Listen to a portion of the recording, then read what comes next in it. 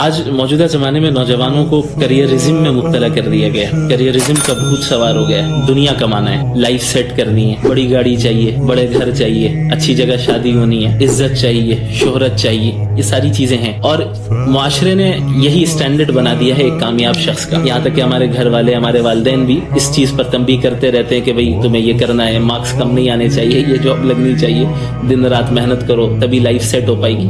وہ بیچارہ life set کرتے کرتے اس کی آدھی زندگی یوں ہی چلی جاتی ہے, اور پھر آخری جو ایام باقی رہ جاتے ہیں, چند سال رہتے ہیں, اس میں وہ اپنی لائف کا کیا فائدہ اٹھا سکتا ہے. اور جو جوانی کا جو مرحلہ ہوتا ہے جس میں اس کے پاس جسمانی قوت ہوتی ہے, طاقت ہوتی ہے, جس وقت وہ زیادہ بڑے کام کر سکتا تھا, ان ساری چیزوں سے محروم ہو جاتا ہے. اس کی وجہ یہی ہے کہ دنیا کو ہم نے ترجیح دے دی. ہم نے ایک کامیاب انسان کا جو معیار بنایا ہے کامیابی کا, وہ دنیا کو بنایا کہ کامیاب وہ شخص ہے جسے اچھی جاب مل جائے, کامیاب وہ شخص ہے جس کا کریئر سنور جائے, کامیاب وہ شخص ہے جو زیادہ پیسے کما لے, کامیاب وہ شخص ہے جس کی زیادہ عزت ہو جائے, شہرت ہو جائے. لیکن دین اسلام نے کامیابی کا ایک الگ معیار پیش کیا ہے, وہ ہے فمن زحزح عن النار وادخل الجنة فقد فاز.